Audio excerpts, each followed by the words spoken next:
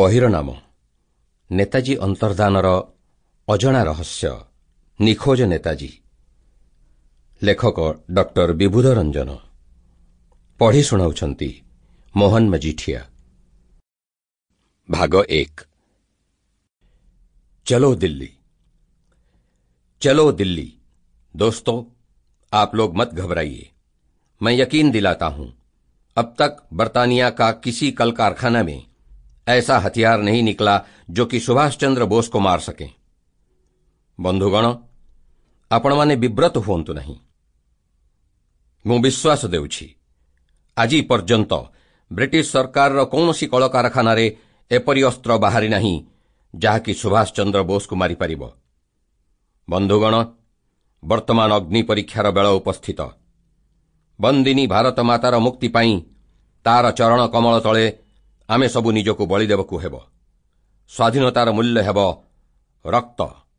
आजादी की कीमत है खून। दिल्लीर पथ हेब आम पाई स्वर्गर पथ।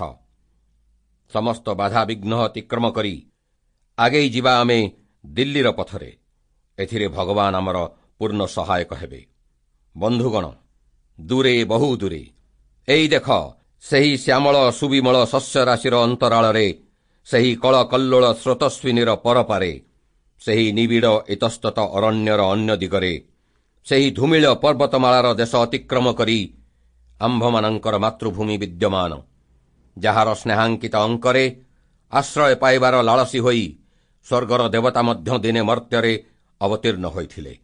ସେହି ଆମର ଜନ୍ମଭୂମି, ତାହାରି ପାଦ ପ୍ରାନ୍ତରେ ଆମ୍ଭମାନଙ୍କର ଜନ୍ମ, ତାହାରି ରକ୍ତରେ ଆମ୍ଭମାନଙ୍କର ଏହି ସୁଗଠିତ ଶରୀର ନିର୍ମିତ ହୋଇଛି।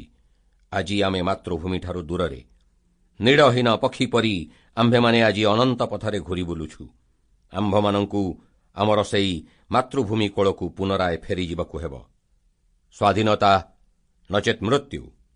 ହୁଏତ ନିଜର ତ୍ରିରଙ୍ଗା ପତାକା ଉତ୍ତୋଳନ କରି ଦିଲ୍ଲୀର ଲାଲକିଲ୍ଲାକୁ ଅଧିକାର କରିବାକୁ ହେବ, ନଚେତ୍ ସଂଗ୍ରାମରେ ହିଁ ପ୍ରାଣ ବିସର୍ଜନ ଦେବାକୁ ପଡ଼ିବ। ଦିଲ୍ଲୀର ପଥ ସ୍ୱାଧୀନତାର ପଥ। ଦିଲ୍ଲୀ ଚାଲୋ। ଦେଶର ସ୍ୱାଧୀନତା ପାଇଁ ଜୀବନର ମୂଲ୍ୟ ଦେବାକୁ ଆମ୍ଭେମାନେ ପଶ୍ଚାତ୍ପଦ ନୋହୁଁ। ଶୁଣ ଶୁଣ ବନ୍ଧୁଗଣ, ନିଜର ରକ୍ତ ଡାକ ଦେଇଛି। ରକ୍ତକୁ ରକ୍ତର ଡାକରା। ଉଠ, ଜାଗ, ଦିଲ୍ଲୀ ଚାଲୋ। ଜୟ ହିନ୍ଦ ଡାକ ଦେଇ ଶତ୍ରୁର ବକ୍ଷରେ ସଙ୍ଗୀନ ଚଳାଅ। ଜାଲିଆନା ବାଗର ଅସଂଖ୍ୟ ଶହୀଦ, ବଙ୍ଗଳାର ସିରାଜୁଦ୍ଦୌଲା, ମୋହନଲାଲ, ଖୁଦିରାମ, ହାଇଦର ଅଲି, ଭେଲୁତା ପପ୍ପା ସାହେବ ଭୋଁସଲେ, ମହାରାଷ୍ଟ୍ରର ପେଶୱା ବାଜିରାଓ, ଅଯୋଧ୍ୟାର ବେଗମ, ପଞ୍ଜାବର ଭଗତ ସିଂ, ସର୍ଦ୍ଦାର ଶ୍ୟାମ ସିଂ ଆତିରୱାଲା, ଝାନ୍ସୀର ରାଣୀ ଲକ୍ଷ୍ମୀବାଇ, ଟାଣ୍ଟିଆ ତୋପେ, କୁମରାଓର ମହାରାଜା କୁଂୱର ସିଂ, ନାନା ସାହେବ, ଟିପୁ ସୁଲତାନ, ଚାନ୍ଦ ବିବି, ଓଡ଼ିଶାର ଚାଖି ଖୁଣ୍ଟିଆ ଓ ଆମର ଶେଷ ସମ୍ରାଟ ବାହାଦୁର ଶାହ ପ୍ରଭୃତି ଅସଂଖ୍ୟ ବୀର ଶହୀଦଗଣ କାତର କଣ୍ଠରେ ଆମ୍ଭମାନଙ୍କୁ ଆହ୍ୱାନ କରୁଛନ୍ତି। ଉଠ, ପ୍ରତିଶୋଧ ନିଅ। ଚଲୋ ଦିଲ୍ଲୀ, ଦିଲ୍ଲୀ ଚଲୋ। ଜୟ ହିନ୍ଦ।